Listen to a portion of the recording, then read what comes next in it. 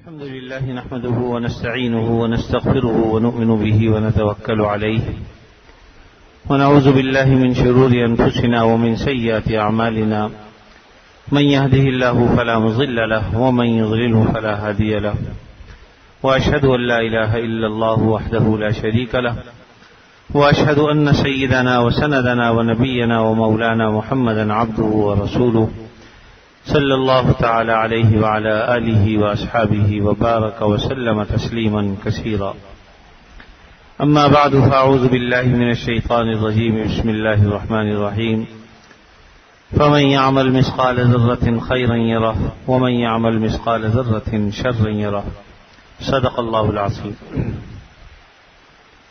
حاضرین کرام، قرآن مجید کی دو آیتیں ہیں سورہ زلزال کی جن کی میں نے تلاوت کی ہے۔ ان آیت مبارکہ میں اللہ رب العزت نے جو بات ارشاد فرمائی ہے اس کا خلاصہ یہی ہے کہ آدمی جو بھی عمل کرتا ہے، اچھا عمل ہو یا برا عمل ہو، تھوڑا ہو یا زیادہ ہو، اگر اچھا عمل کیا ہے، کوئی خیر کا عمل کیا ہے تو ان قریب اسے دیکھ لے گا، اور خدا نہ کرے اگر برا عمل کیا ہے، شر والا عمل ہے، تب بھی وہ عمل دیکھ لے گا۔ مطلب یہ ہے کہ اس عمل کا جو انجام ہے وہ آخرت میں اس کے سامنے آ جائے گا، اچھے عمل کا اچھا نتیجہ اور برے عمل کا برا نتیجہ۔ یوں بھی کہہ سکتے ہیں کہ دنیا میں آپ جو بو گے وہ کاٹو گے۔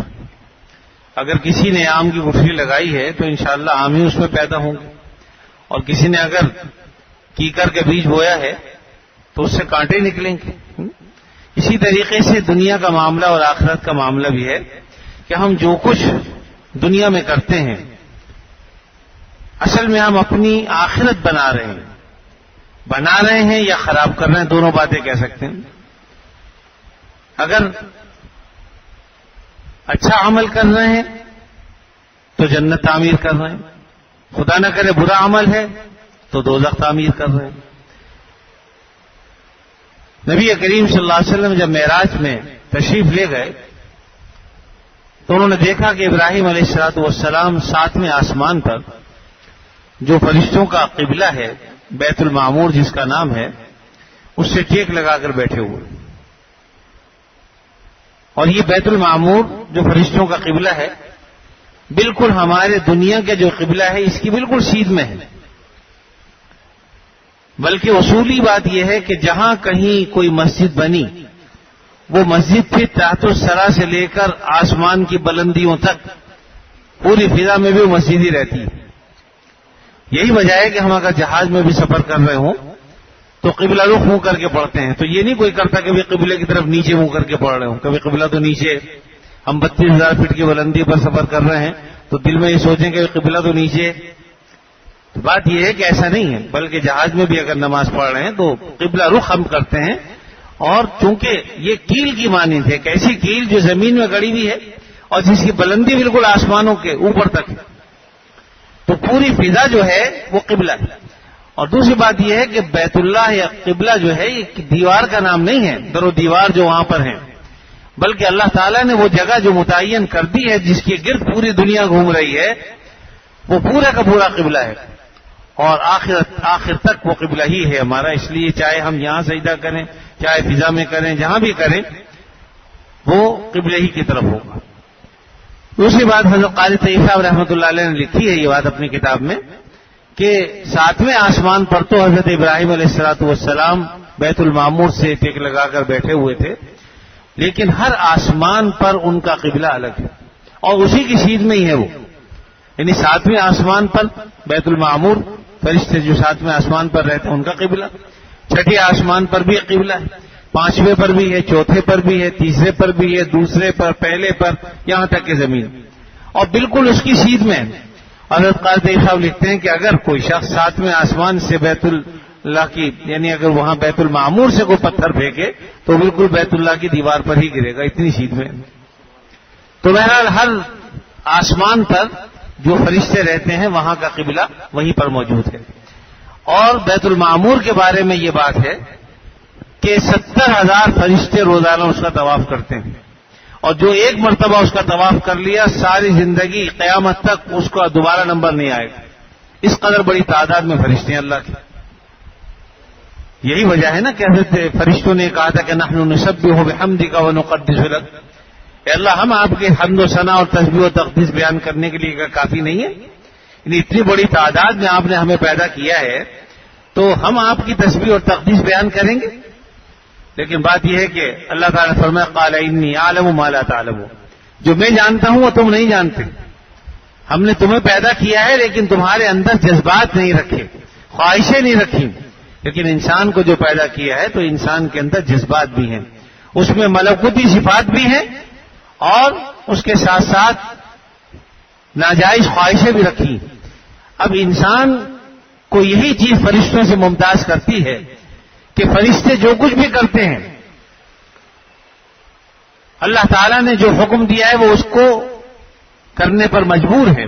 اس کے سوا وہ کچھ کر ہی نہیں سکتے. ان کو نیند آتی نہیں، بھوک لگتی نہیں، بیوی بچوں کا تقاضا نہیں. ہمارے پاس جو سارے تقاضے ہیں، ابھی کہیں بیٹھے ہوئے فوراً فون آ گیا، پتہ چلے گھر سے بلاوا آ گیا، جلدی سے اٹھ کے جا رہے ہیں. تو ہمارے ساتھ یہ تقاضے لگے، فرشتوں کے ساتھ یہ تقاضے نہیں ہیں.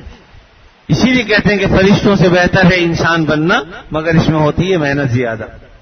تو اللہ تعالیٰ نے جو انسانوں کا رتبہ بلند رکھا ہے اس کی وجہ ہے کیونکہ انسان اپنے ناجائز خواہشوں کو اللہ کے لیے چھوڑتا ہے، اپنے دل کا خون کرتا ہے، ناجائز حسرتوں کو پامال کرتا ہے، اور اس پامالی کے نتیجے میں اللہ رب العزت اس کو فرشتوں سے اونچا مقام عطا فرماتا ہے.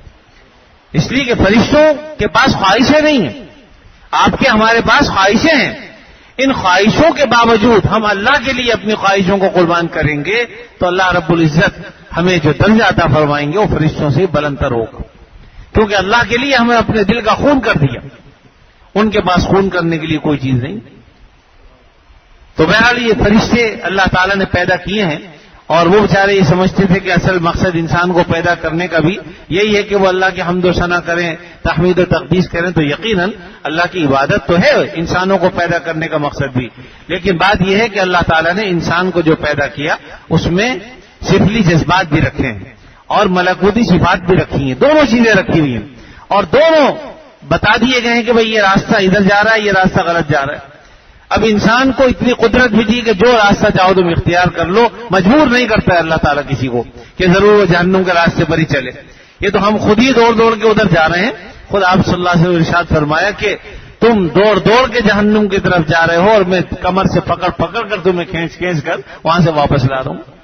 تو اس کے یہ بھی پتہ چلا کہ انسان جہنم کی طرف دوڑتا ہے اس لیے کہ اس کو جو مزین کر دیا ہے نا، اس کا جو ظاہر وہ ایسے مزین کر دیا ہے کہ انسان ان مزین چیزوں کی طرف بھاگتا ہے. اور جنت کا معاملہ یہ ہے کہ اس کو مکروہات سے اللہ نے ڈھانپ دیا ہے، ایسی چیزوں سے جو انسان کو بری لگتی ہیں. اس لیے انسان جنت کی طرف نہیں جانا چاہتا، جہنم کی طرف بھاگ بھاگ کے جاتا ہے. بہرحال اصل جو بات میں کہنا چاہ رہا تھا کہ حضرت ابراہیم علیہ السلام نے امت محمدیہ کو ایک پیغام بھیجا ہے اور وہ نبی کریم صلی اللہ علیہ وسلم کی زبان سے بھیجا ہے. آپ صلی اللہ علیہ وسلم فرماتے ہیں کہ جب میں 7ویں آسمان پر پہنچا تو میں نے دیکھا کہ حضرت ابراہیم علیہ السلام بیت المعمور یعنی جو فرشتوں کا قبلہ ہے اس کی دیوار سے ٹیک لگا کر بیٹھے ہوئے ہیں. میں نے جب سلام کیا انہوں نے سلام کا جواب دیا اور اس کے بعد جو گفتگو ہوئی وہ ہوئی.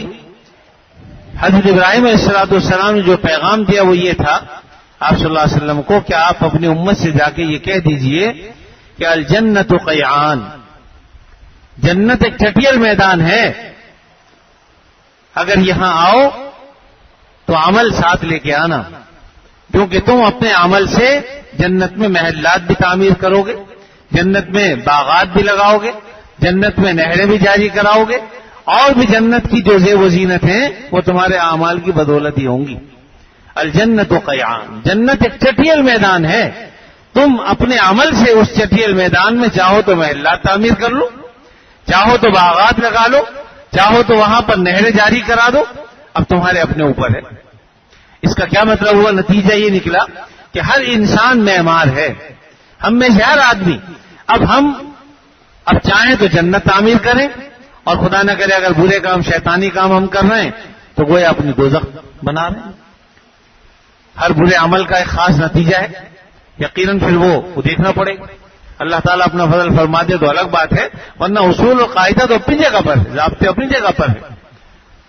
تو اس لیے فرمایا کہ جنت چٹیل میدان ہے، عمل کرنا اس کے بغیر نہیں. ایک اور حدیث میں آپ صلی اللہ علیہ وسلم نے ارشاد فرمایا کہ اعمل للدنیا بقدر بقائک فیہا، کیا بمقدار بقائک فیہا، دنیا کے لیے اتنا عمل کرو جتنی مقدار میں تم نے یہاں رہنا ہے. وعمل للآخرہ بقدر بقائک فیہا، اور آخرت کے لیے اتنا عمل کرو جتنا تم نے وہاں رہنا ہے. اب خود ہم سوچ لیں کہ دنیا میں کتنا رہنا ہے اور آخرت میں کتنا رہنا ہے. کوئی نسبت نہیں ہے دنیا اور آخرت کو. آخرت ہمیشہ ہمیشہ کے لیے، اور دنیا 1000 سال بھی جی لے تو کچھ بھی نہیں. یعنی 1000 سال بھی اگر عمر ہماری ہو جائے تو تب بھی آخرت سے اس 1000 سال کو کیا نسبت ہے مجھے بتائیے. سچی بات ہے کہ ہم اپنا وقت گزار کر آ رہے ہیں اور عمر کے ایک حصے میں پہنچ چکے ہیں، لیکن جب پلٹ کر دیکھتے ہیں تو یقین کیجئے کہ ایسا لگتا ہے کہ جو کچھ کے دیکھا خواب تھا، جو کچھ سنا افسانہ تھا، کچھ نہیں. آج اتفاق سے آج ایک فائل کی مجھے تلاش تھی تو میں اس کے نتیجے میں کچھ چیزیں تلاش کر رہا تھا، تو تقریباً سن 77-78 کے زمانے کی چیزیں سامنے آ گئیں. بعض بزرگوں کے خطوط سامنے آ گئے اور اساتذہ کے خطوط سامنے آ گئے، بعض دوست احباب کے خطوط وہ سامنے آ گئے. تو میں ان کو پڑھنے میں ایسا مستغرق ہوا کہ میرے 2-3 گھنٹے اس میں نکل گئے. لیکن وہ پورا زمانہ ایسا گھوم گیا نظروں میں، ایسا لگتا تھا کہ کل کی بات ہے. اور اس کے بعد سے لے کے اب تک ایک ایسی حسرت اور افسوس دل میں محسوس کرتا ہوں کہ ہم نے اپنا وقت ضائع کر دیا، اتنا وقت گزار دیا. اللہ تعالیٰ نے کتنا بڑا وقت ہمیں دیا. اب سن 77-78 سے آدمی سوچے تو اب تک کتنے سال گزر گئے، لیکن عمل کی دنیا میں ہم نے کیا کیا؟ کچھ نہیں. تو ہر آدمی اپنا جائزہ لے کہ اس کو کیا عمل کر کے آ رہا ہے، اس نے کیا عمل کیا، اس کی زندگی کتنی گزر چکی. باقی کا تو پتہ ہی نہیں کہ کتنی ہے، لیکن جو گزر چکی ہے وہ ایک بڑی مقدار میں ہے. اگر اس کو جائزہ لے آدمی تو سچی بات ہے وہ افسانہ اور خواب معلوم ہوتا ہے. بعض روایتوں سے پتہ چلتا ہے نا کہ حضرت ابراہیم علیہ السلام کے پاس فرشتہ جب آیا تو انہوں نے بس یہ فرمایا کہ ایسا محسوس ہوتا ہے کہ ایک دروازے سے داخل ہوئے تھے، دوسرے دروازے میں جا رہے تھے کہ موت کا فرشتہ آ گیا. یعنی چاہے 50 سال عمر گزر جائے، چاہے 100 سال عمر گزر جائے، تو میرے عزیزوں دنیا کا وقت تو اس تیزی کے ساتھ گزر رہا ہے، اتنی تیزی کے ساتھ گزر رہا ہے کہ کوئی 30 سال گزار گیا، کوئی 40 سال، کوئی 50 سال، کوئی 60 سال. ہم جائزہ لیں، ہم بڑی دھوکے کی دنیا میں زندگی گزار رہے ہیں. اتفاق سے ایک ذکر آئے آج ہی، ایک صاحب بنگلہ خریدنا چاہ رہے تھے، تو جب ان کا ذکر آیا تو جن صاحب کا پہلے وہ بنگلہ تھا وہ نظروں میں گھوم گئے کہ نماز پڑھنے کے لیے آتے تھے، پھر حج کے لیے گئے تو وہیں ان کا انتقال ہو گیا. بہرحال خوش نصیب آدمی تھے، میں سمجھتا ہوں کہ وہیں ان کا انتقال ہو گیا. پھر ان کی اولاد کو وہ بنگلہ مل گیا، پھر انہوں نے ہی فروخت کر دیا کسی کو، اب وہ بھی فروخت کر رہے ہیں. تو میں نے سوچا کہ پتہ نہیں کتنے مالکان اب تک اس کے آ چکے ہیں اور کسی کو بھی بقا نہیں ہے. اور یہ حقیقت ہے. حضرت عیسیٰ علیہ السلام ایک موقع پر جب قم باذن اللہ کہا تو ایک قبر سے کئی لوگ نکل آئے. اس قبر میں کئی لوگ دفن تھے اور ہر آدمی کا دعویٰ یہ تھا کہ جناب یہ جو باغ ہے تو میرا ہے، کیونکہ اپنے اپنے زمانے میں وہ مالک رہ چکے تھے، اپنے اپنے زمانے میں مالک رہ چکے تھے. اس لیے ہر ایک کہتا تھا کہ یہ باغ میرا، دوسرا کہتا تھا میرا، وہ کہتا تھا میرا ہے، اور کسی کا بھی نہیں. باغ تو اللہ کا ہے. اللہ نے ہمیں کچھ وقت کے لیے عطا فرما رکھا ہے. تو اس لیے میرے عزیزوں اپنے اوقات کو ہم اہمیت دیں، ان کی قدر کر لیں، ورنہ وقت نکل رہا ہے، میرے ہاتھ سے بھی نکل رہا ہے، آپ کے ہاتھ سے بھی نکل رہا ہے. وہ کسی نے کہا نا کہ وقت کا معاملہ ایسا ہے جیسے کہ برف کی سلی آپ کے سامنے پڑی ہوئی ہے اور پگھل رہی ہے، کم ہوتی جا رہی ہے مسلسل. اگر کوئی نہیں بھی خریدے گا تو برف ختم ہو جائے گی، کیونکہ وہ ایک وقت ہے اس کا، وہ جو ہے وہ پگھل رہی ہے، پگھلتے پگھلتے ایک وقت آئے گا ختم ہو جائے گی. یہی حال انسان کا بھی ہے. برف کے بارے میں تو پھر بھی یہ پتہ چل جائے گا کہ ابھی کچھ باقی ہے، لیکن ہمیں اپنی عمر کا یہ بھی پتہ نہیں. تو بہرحال حضرت ابراہیم علیہ السلام کا پیغام امت محمدیہ کے نام ہے کہ عمل کر کے آؤ. اپنے عمل دنیا میں کرو تاکہ تمہاری جنت تعمیر ہو.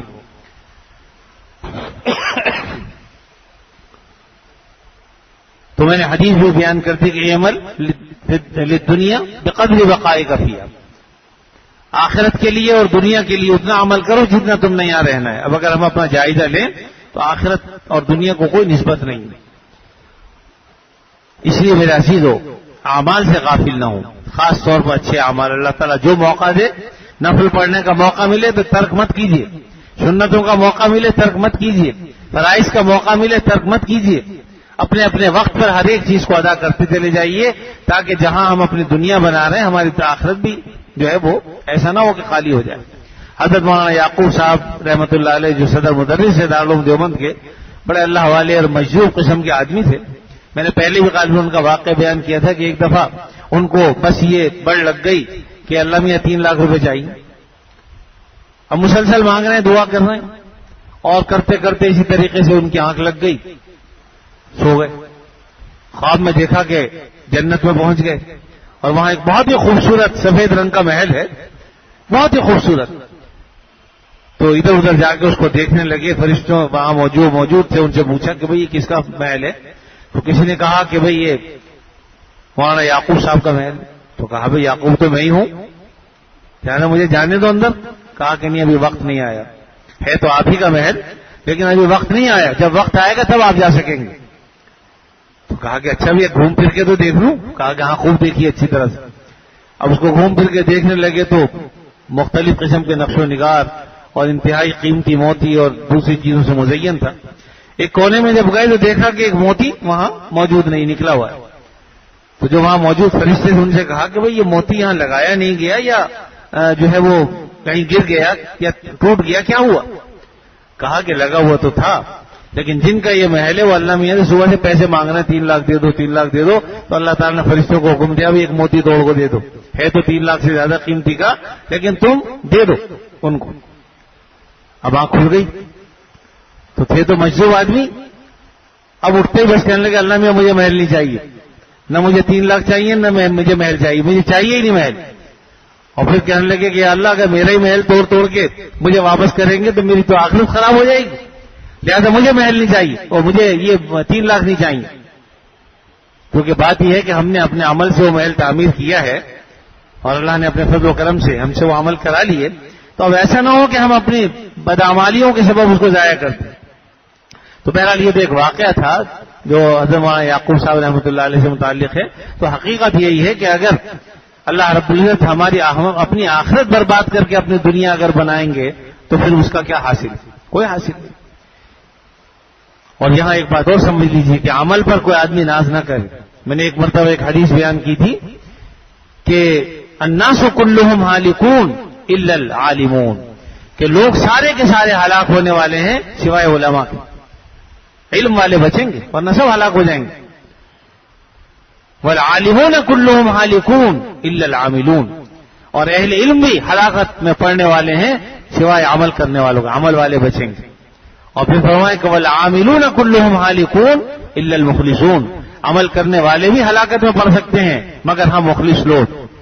اور فرمائے کہ والمخلصون علی خطر عظیم، مخلص بھی بڑے خطرے میں. جب تک کہ خاتمہ بالخیر نہ ہو جائے اس وقت تک آدمی کو شیطان کی طرف سے بے پرواہ نہیں ہونا چاہیے. شیطان آخری وقت تک کوشش کرتا ہے کہ ہم، کیونکہ شیطان کی اور انسان کی دشمنی ہے، ہم نے تو دوست بنا رکھا ہے نا، اللہ نے ہمارا دشمن بنایا اس کو. ان الشیطان لکم عدو فاتخذوہ عدوا، شیطان تمہارا دشمن ہے تم بھی اسے دشمن سمجھو. لیکن معاملہ یہ ہے کہ ہم نے اس سے دوستی کر رکھی.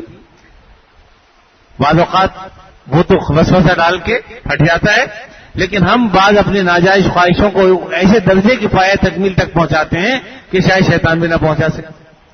تو اس لیے بہرحال یہ کہ شیطان جو ہے وہ انسان کو آخر دم تک گمراہ کرنے کی کوشش کرتا ہے، اور وہ اللہ رب العزت سے یہ کہہ کر آیا ہے کہ تیرے بندوں کو میں گمراہ کروں گا. اور اللہ نے فرمایا کہ جو میرے مخلص بندے ہیں وہ تیرے وسوسے میں نہیں آئیں گے، تیرے بہکاوے میں نہیں آئیں گے. اللہ کرے کہ ہم ان بندوں میں سے ہوں جو اللہ کے مخلص بندے ہیں اور جو شیطان کے بہکاوے میں نہیں آتے. تو بہرحال میرا عزیز ہو، مولانا یعقوب صاحب رحمۃ اللہ علیہ کا واقعہ میں نے اس طور پہ سنایا. اور دوسرا یہ کہ ہم خود سوچیں سمجھیں کہ ہم جو کچھ کر رہے ہیں دنیا کے اندر، تو خدا نہ کرے ایسا نہ ہو کہ علم ہے عمل نہ ہو تو بھی بیکار، اور اگر عمل بھی کر رہے ہیں خدا نہ کرے اخلاص نہ ہو تو بھی بیکار، اور اخلاص کی بات بھی ڈرتے رہیے، والمخلصون علی خطر عظیم، کیونکہ بات یہ ہے کہ اللہ تعالیٰ جو عمل کی توفیق دے رہے ہیں تو یہ عمل کی توفیق بھی اللہ رب العزت کا فضل ہے۔ کسی نے پوچھا کہ جب اللہ کے فضل سے سب کچھ ہونا ہے تو پھر عمل کرنے کی کیا ضرورت ہے؟ حضرت خواجہ طیب صاحب رحمۃ اللہ علیہ نے یہ بات لکھی ہے کہ عمل فضل خدا بندی کے متوجہ ہونے کی نشانی ہے۔ جب کوئی آدمی عمل کرتا ہے، مثلا نماز پڑھ رہا ہے، روزہ رکھ رہا ہے اور اچھے اعمال کر رہا ہے، اللہ کا نام لیتا ہے، لوگوں کو تکلیف نہیں پہنچاتا، تو یاد رکھیے کہ وہ انسان جو ہے اصل حقیقت میں وہی انسان۔ تو بہرحال اخلاص کے ساتھ اپنے عمل پر غرور نہ ہو۔ میں ایک بیان سن رہا تھا ایک بزرگ کا، تو انہوں نے ایک بڑی عجیب بات کہی کہ یعنی ایک بزرگ نے اپنی نصیحت یہ کی کہ جب میں مر جاؤں، بلکہ وصیت کی، تو میرا چہرہ دیکھ لینا قبر کے اندر، کہ ایسا نہ ہو کہ قبلہ سے پھرا ہوا ہو، یا خدا نہ کرے میرا رنگ سیاہ ہو۔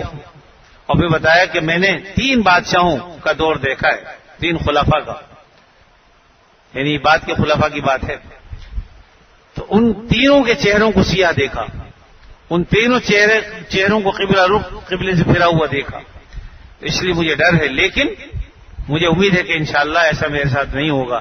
ابھی فرمایا کہ جن لوگوں کا میں نے چہرہ دیکھا قبلے سے پھرا ہوا، تم کیا سمجھتے ہو کہ وہ نماز نہیں پڑھتے تھے؟ وہ تہجد گزار تھے، وہ اللہ کا ذکر بھی کرتے تھے، قرآن مجید بھی پڑھتے تھے، سارے کام کرتے تھے، بس ان میں سب سے زیادہ جو بڑا خرابی تھی وہ یہ تھا کہ ظالم تھے، لوگوں پر ظلم کیا کرتے تھے، ان کے حقوق پر ڈاکے ڈالتے تھے، ناجائز کام کیا کرتے تھے۔ تو یاد رکھیے کہ نمازیں بھی پڑھ رہے ہیں، ہم روزے بھی رکھ رہے ہیں، ہم حج بھی کر رہے ہیں، ہم عمرے بھی کر رہے ہیں، لیکن لوگوں کے حقوق دبا رہے ہیں، لوگوں کو ان کو امانتیں ان تک نہیں پہنچاتے، امانت میں خیانت کر رہے ہیں، تو یہ ہماری نماز، یہ روزے، یہ ہمارے کام نہیں آئیں گے اگر ہم نے لوگوں کے حقوق ادا نہیں کیے اور ان کا حق صحیح طریقے پر ادا نہیں کیا۔ تو یاد رکھیے کہ بعض اوقات یہ نمازیں، یہ روزے، یہ سب منہ پر مار دی جائیں گے۔ تو اس لیے فرمائے کہ وہ سب کام کیا کرتے تھے لیکن ظالم تھے، ظلم کرتے تھے لوگوں کو۔ تو اس لیے یہ عمل، اس سے ہی بچنا چاہیے کہ آدمی عمل تو کر رہا ہے لیکن عمل کے ساتھ اس کے جو تقاضے ہیں ان پر بھی عمل ہو۔ یہ نہ ہو کہ نماز پڑھ رہے لیکن نماز پڑھتے ہی باہر جاتے ہی جو گناہ کے کام ہے وہ کر رہے ہیں۔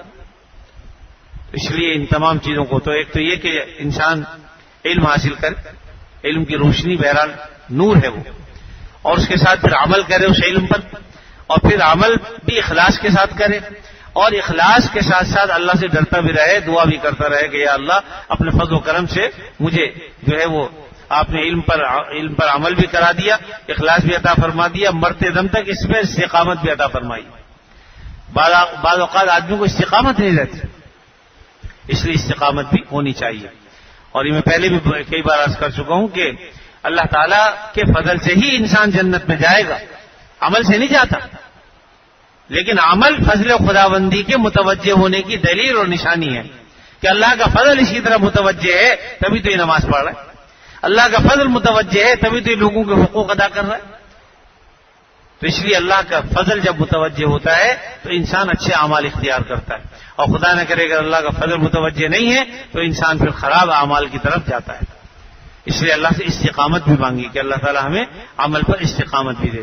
بنی اسرائیل کی ایک بزرگ کا واقعہ غالباً آپ پہلے سن بھی چکے ہیں کہ اس نے یہ سوچا، عابد تھا، عبادت گزار تھا، کہ میں اپنے گھر بار کو چھوڑ کر ایسی جگہ چلا جاؤں کہ جہاں پر کوئی مجھے تنگ کرنے والا نہ ہو، میرے اور اللہ کے درمیان کوئی حائل نہ ہو، رات دن میں اللہ کی عبادت کروں۔ چنانچہ بعض روایتوں سے پتہ چلتا ہے آپ صلی اللہ علیہ وسلم نے ارشاد فرمایا کہ وہ شخص سمندر کے بیچ میں ایک جزیرہ تھا کہیں، وہاں پر چلا گیا، چونکہ پہلے زمانے میں یہ رہبانیت جائز تھی، بیوی بچوں کو چھوڑ کر، گھر بار کو چھوڑ کر، دنیا کو ترک کر کے انسان جو ہے وہ گھر بار چھوڑ کے جنگلوں میں، بیابانوں میں اور پہاڑوں پر نکل جاتا تھا۔ ہمارے لیے جائز نہیں ہے، ہماری شریعت میں، آقا دو عالم صلی اللہ علیہ وسلم کی شریعت میں رہبانیت نہیں ہے، اور ہمیں رہبانیت ہے ہمارے دین میں، لیکن وہ رہبانیت کیا ہے؟ ہم جو نماز کے انتظار میں مسجد میں بیٹھتے ہیں نا، یہ رہبانیت ہے. ہمیں اللہ نے محروم نہیں رکھا. اپنے گھر سے پہلے سے آ گئے، مسجد میں بیٹھے ہوئے ہیں یا گھر میں ہیں، لیکن اگلی نماز کا انتظار کر رہے ہیں، یہی رہبانیت ہے. تو اگر جو آدمی چاہتا ہے کہ اس پر بھی عمل ہو جائے، رہبانیت بھی کر لے، تو اس کو یا مسجد میں نمازوں کا انتظار. اور ایک مسلمان واقعتاً جو نمازی ہے اس کو فکر ہوتی ہے اس بات کی کہ بھی نماز جو ہے، میں نے اگلی نماز ایک نماز پڑھ لی، اب اگلی نماز کی فکر ہو جاتی ہے اسے. میں نے بعض لوگوں کو دیکھا کہ واقعتاً ہمارے حضرت مولانا عبد المجید صاحب رحمۃ اللہ علیہ میرے استاد ہیں اور بڑے پائے کے عالم تھے، خیر المدارس ملتان میں پڑھایا کرتے تھے. ابھی 2-4 سال پہلے انتقال ہوا، اللہ تعالیٰ ان کی مغفرت فرمائے. ان کا میں نے معمول دیکھا، اور 1 سال 2 سال نہیں، کئی سال کہ وہ ملتان سے اپنے گھر جایا کرتے تھے، غالباً ساہیوال جاتے تھے. تو چونکہ چھٹی ہمارے یہاں جمعرات کو اصل میں ہوتی ہے، اب اثر کے بعد مغرب کا وقت آ جاتا ہے، مغرب کے بعد عشاء کا وقت آ جاتا ہے، تو وہ کوشش کرتے تھے کہ ایسے وقت میں جائیں کہ ایسی جگہ پر ٹکٹ ایسی جگہ کا لیتے تھے کہ جہاں پہنچ کر اتریں بس سے، نماز پڑھیں، پھر اگلی بس میں بیٹھ کر جاتے تھے. ہمارے یہاں تو آج اس کو اہمیت ہی نہیں دی جاتی. لمبے لمبے سفر ہوتے ہیں، نماز پڑھی نہیں پڑھی تو کہتے ہیں جی مسافر ہیں، کوئی بات نہیں، اہمیت ہی نہیں دیتے. لیکن ہمیشہ میں نے دیکھا کہ وہ ٹکٹ وہاں کا لیتے تھے جہاں پر بس، یا تو پہلے ڈرائیور سے بات کرتے تھے. اصل میں یہ بھی اس لیے تھا کہ چونکہ بے دینی اب تو اور زیادہ بڑھ گئی. اس زمانے میں بھی ڈرائیوروں سے اگر کہا جاتا تھا، خاص کر پنجاب کے، کہ بھئی ہمیں نماز کے لیے روک دو گے، تو کہتے تھے نہیں، نماز کے لیے روکیں گے، کیونکہ جتنے مسافر ہیں کوئی تقاضا نہیں کرتا الا ماشاء اللہ. اگر سارے لوگ تقاضا کریں تو ضرور روکے گا وہ، لیکن جب لوگ ہی تقاضا نہیں کرتے، لوگ کہتے ہیں، بلکہ لوگوں کا معاملہ تو یہ کہ اگر نماز کے لیے روک دیا جائے تو ان کو بڑا گرا گزرتا ہے. یہ بات بڑی بھاری معلوم ہوتی ہے کہ نماز کے لیے گاڑی روک دی.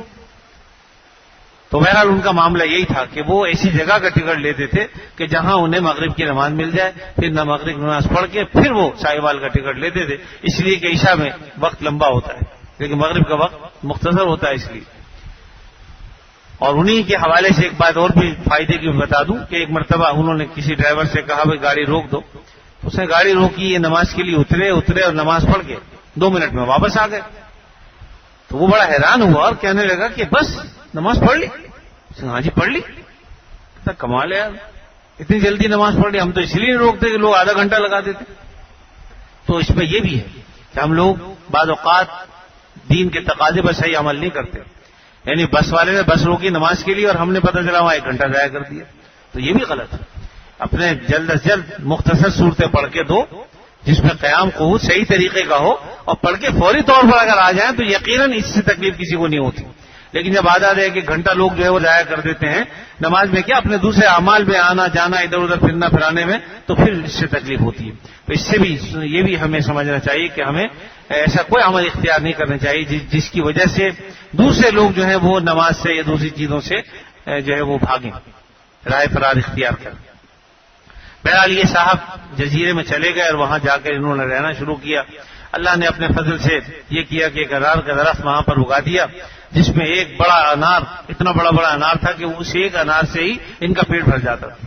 یعنی روزانہ کی غذا ان کی یہ تھی کہ انار کھاتے بھی تھے اور انار کا ہی جوس پیتے تھے. اب آپ سوچئے کہ کیسی غذا تھی ان کی ماشاءاللہ. اور پھر وہ 100 سال جیے، جتنے سال جیے، لمبی لمبی عمریں ہوتی تھی. اس کے بعد وہ بہرحال انتقال ہو گیا. اور اللہ تعالیٰ نے ان کے ساتھ جو معاملہ کیا وہ یہ فرمایا، نہیں آپ صلی اللہ علیہ وسلم کی روایت حدیث ہے یہ کہ اللہ کے سامنے پیشی ہوئی. اللہ نے فرشتوں کہا بھی ہمارے فضل سے اس کو جنت میں داخل کر دو. تو زبان سے تو اس نے کچھ نہیں کہا، لیکن دل میں کہا کہ یا اللہ اتنے عرصے میں نے بیوی بچوں کو چھوڑے رکھا، گھر بار چھوڑے رکھا، اور آ کر جنگل میں پڑ گیا، جزیرے میں آ کر رہنے لگا، اور ابھی بھی اپنے فضل سے ہی مجھے بھیج رہے ہیں. یعنی میرا عمل کچھ نہیں، میرے دلداری کے لیے کہتے تھے کہ ہاں بھائی تو نے جو 100 سال تک عبادت کی اور 100 سال تک تو جزیرے میں پڑا رہا، ابھی بچوں کو چھوڑ کے ہم نے تیری قدر کی، اب جا جنت میں چلے جا اپنے عمل کی وجہ سے. اب بھی آپ کہہ رہے ہیں کہ میرے فضل سے جنت میں چلا جائے. تو بہرحال یہ دل میں اس کے خیال آیا. اللہ تعالیٰ دلوں کے خیالات کو جانتے ہیں. فرشتوں کو کہا کہ اس کو ذرا جہنم کے قریب سے گزار کے لے آؤ، خالی اس فضا میں لے جاؤ جہاں پر جہنم کی گرمی ہے. اب جب وہاں سے گزارا تو اس کے حلق میں کانٹے پڑ گئے، تو پیاس چلانے لگا. اور ایسی پیاس لگی کہ بے چین ہو گیا. اچانک اس نے دیکھا کہ ایک ہاتھ بڑھا اور اس میں پانی کا ایک پیالہ. تو اس نے جلدی سے چاہا کہ اس پیالے کو میں پکڑوں پینے کے لیے. تو ایک آواز آئی کہ بھائی یہ بتاؤ کہ اس پیالے کے بدلے میں تم کیا دے سکتے ہو؟ کہا کہ اپنی 100 سال کی وہ عبادت جو میں نے بغیر ریا کے کی ہے وہ ایک اس پیالے پانی کی پیاس کی وجہ سے دے سکتا ہوں. کہا کہ ٹھیک ہے لے لو. پی لیا. فرمایا کہ اب بتاؤ تم نے وہ سارا عمل تو ایک پیالے کے بدلے میں دے دیا, اب باقی اب تمہارے پاس کیا بچا؟ اب فوراً انہیں تنبہ ہوا اور کہا کہ واقعی اللہ آپ ہی کے فضل سے آدمی جنت میں جائے گا. بات یہ ہے کہ پھر اللہ تعالیٰ نے پوچھا کہ بتاؤ کہ وہاں جو تم روزانہ کئی کٹورے پی جاتے تھے تو 100 سال میں کتنے ہزاروں کٹورے تم نے وہاں پیے ہیں شربت انار کے, اور انار کھائے ہیں, اور اللہ کی جو فضائیں ہیں اس کی ہوائیں ہیں اور دوسری چیزیں ہیں, ان نعمتوں کو جو تم نے حاصل کیا 100 سال میں ان کا حساب ذرا دو, اور ہزاروں کٹوروں کا حساب دو. یہاں تو ایک ہی پیالہ تھا جو ہزاروں. تو ہم بھی ذرا غور کریں, زندگی میں ہم نہ جانے کتنی گائے کھا گئے, کتنی بھینسیں کھا گئے, کتنے بکرے کھا گئے, کتنے مرغے کھا گئے, اور کتنے جو ہے وہ ٹینکر پانی پی گئے ہیں, اور کتنے پیئیں گی زندگی جب تک باقی ہے. کہ اللہ تعالیٰ کی کتنی بڑی بڑی نعمتیں ہیں. ذرا آدمی سوچے تو صحیح, جائزہ تو لے ان چیزوں کا, اور اس کے بدلے میں ہم کر کیا رہے؟ اللہ تعالیٰ نے ایسی ایسی نعمتیں ہمیں عطا فرمائی ہیں, لیکن اس کے بدلے میں ہماری جو سرکشیاں ہیں وہ کس درجے کی ہیں. اللہ تعالیٰ اپنے فضل و کرم سے ہم پر رحم فرمائے. بچپن میں پہلے کبھی پڑھا کرتے تھے رب کا شکر ادا کر بھائی جس نے ایسی گائے بنائی, اس مالک کو کیوں نہ پکارے جس نے پلائی دودھ کی دھاریں. ہماری غالباً 4تھی جماعت میں اردو کی کتاب میں یہ نظم تھی, اب پتہ نہیں ہے یا نہیں ہے, لیکن یہ ایک احساس ہوتا تھا کہ اللہ نے جو ہے وہ ایک گائے پیدا کی ہے, وہ ہمارے لیے دودھ دیتی ہے. دیکھیے یہ بھی اللہ کی عجائبات میں سے ہے کہ کھاتی گھاس پھوس ہے, گھاس پھوس کھاتی ہے لیکن دیتی آپ کو دودھ. من بین فرث ودم لبنا خالصا سائغا للشاربین. من بین فرث ودم, فرث جو ہے وہ نجاست کو کہتے ہیں, گندگی کو کہتے ہیں, غلاظت کو کہتے ہیں, اور دم جو ہے وہ خون کو کہتے ہیں. تو اللہ فرما رہے ہیں کہ ہم نے دیکھو تینوں نہریں جاری کی ہوئی ہیں, گندگی کی لہر بھی آ رہی ہے, غلاظت کی, ادھر سے خون کی لہر آ رہی ہے, بیچ میں اللہ فرما رہے ہیں کہ لبنا خالصا سائغا للشاربین, ہم نے دودھ کی نہر جاری کر رکھی. کون ہے؟ آدمی غور تو کرے. اسی گائے میں گندگی اور غلاظت کی بھی ایک نہر ہے, ایک جو ہے وہ لائن آ رہی ہے وہ خون کی آ رہی ہے, دونوں نجس, اور بیچ میں اللہ تعالیٰ نے دودھ خالص ہمارے لیے پیدا کیا ہوا ہے, تھن سے نکالتے ہیں پیتے ہیں. تو اللہ کا کتنا شکر ہمیں ادا کرنا چاہیے. بہرحال فمن یعمل مثقال ذرۃ خیرا یرہ, جس آدمی نے ذرہ برابر عمل کیا, ذرہ برابر کوئی خیر کی, اللہ تعالیٰ ضائع نہیں فرمائیں گے. ایک مرتبہ بھی تم نے سبحان اللہ کہا, ایک مرتبہ بھی الحمدللہ کہا, اللہ اکبر کہا, یا کسی کے ساتھ کوئی خیر کا کام کیا, راستے سے پتھر ہٹا دیا, اور اسی طریقے سے کوئی تکلیف دینے والی چیز کو ہٹا دی, کوئی ٹہنی اڑ رہی تھی وہ ٹہنی کو ہٹا دیا, یاد رکھیے کہ یہ سارے وہ اچھے اعمال ہیں جن کے بارے میں اللہ تعالیٰ فرما رہے ہیں فمن یعمل مثقال ذرۃ خیرا یرہ, جس نے کوئی خیر ذرہ برابر بھی اگر کی ہے اللہ تعالیٰ ضائع نہیں فرمائیں گے. دیکھ لے گا ہمارے پاس جب آئے گا تو دیکھے گا کہ ہم نے تمہیں اس کا بدلے میں کیا کچھ عطا فرمایا. اور ومن یعمل مثقال ذرۃ شرا یرہ, اگر کوئی شر کا کام کیا وہ بھی دیکھ لے گا. تو اس لیے میرے بھائیوں, میرے عزیزوں, ہم میں سے ہر شخص معمار ہے, جنت کے بھی معمار ہیں, دوزخ کے بھی. اب آدمی کو چاہیے کہ جنت کا معمار بنے, اپنی جنت ہم یہاں تعمیر کر رہے ہیں. ہم جو کچھ عمل کریں گے انشاءاللہ وہاں پر اس کا بدلے میں اللہ تعالیٰ ہماری جنت کو تعمیر فرمائیں گے. ایک حدیث میں آتا ہے غالباً کہ فرشتے جو وہاں پر جنت میں محل تعمیر کر رہے تھے, اچانک کام رک گیا. تو کسی نے پوچھا کہ کیا بات ہے, کام کیوں رک گیا؟ کہا بات یہ ہے کہ جو شخص میٹیریل بھیج رہا تھا اس کا انتقال ہو گیا. جب انتقال ہو گیا تو میٹیریل ملنا بند ہو گیا, لہذا محل بھی جتنا بنا تھا بن گیا, ختم. لیکن بات یہ ہے کہ وہ شخص اللہ تعالیٰ ارادوں کو جانتے ہیں, جس کا یہ تھا کہ ہمیشہ نماز پڑھنی ہے, ہمیشہ روزہ رکھنا ہے, ہم یعنی اس کی نیت و بردار و مدار ہے نا سارا کا سارا. تو اگر یہ تھی تو انشاءاللہ اس کا محل تو اللہ تعمیر کرا ہی دیں گے. اس لیے میرے عزیزو, اس دنیا کے اندر اپنی آخرت کی تیاری کرو. اعمل للدنیا بقدر بقائک فیہا وعمل للآخرہ بقدر بقائک فیہا, آخرت کے اتنا عمل کرو جتنا وہاں رہنا ہے. اب ہر آدمی خود جائزہ لے لے کتنا ہم وہاں رہنا چاہتے ہیں یا کتنا رہیں گے اور کتنا ہمیں عمل کرنا چاہیے. یہ اللہ تعالیٰ کی مہربانی ہے کہ ہمارے تھوڑے سے عمل کو بھی قبول فرما لیتے ہیں. نہ قبول کریں تو کیا کر سکتے ہیں, ہمارے اعمال ہیں کتنے, لیکن یہ اللہ تعالیٰ کا خاص فضل و کرم ہے. اس لیے کرتے بھی رہیے, ڈرتے بھی رہیے, اور جو عمل کر رہے ہیں اس پر اللہ کا شکر بھی ادا کرتے رہیے. اللہ تعالیٰ مجھے بھی, آپ کو اور تمام مسلمانوں کو اعمال صالحہ کے ساتھ ساتھ اپنے جو اللہ نے عمل کی توفیق دی اس پر شکر کرنے کی بھی توفیق عطا فرمائے. وآخر دعوانا الحمدللہ رب العالمین. الحمدللہ رب العالمین والعاقبۃ للمتقین والصلاة والسلام علی رسولہ الکریم سیدنا مولانا محمد وعلى آلہ واصحابہ اجمعین. لك الحمد على ما قضيت ولك الشكر على ما أعطيت تبارك ربنا وتعاليت. نستغفرك اللهم من جميع الذنوب والخطايا ونتوب إليك. لا ملجأ ولا منجأ ولا ملتجأ منك إلا إليك. اللهم إنا نعوذ برضاك من سخطك وبمعافاتك من عقوبتك وبك منك لا نحصي ثناء عليك أنت كما أثنيت على نفسك برحمتك يا أرحم الراحمين. اے اللہ اپنے فضل خاص سے ہمارے گناہوں کو معاف فرما, ہمیں عافیت نصیب فرما, ہر شر سے فتنے سے ہماری حفاظت فرما.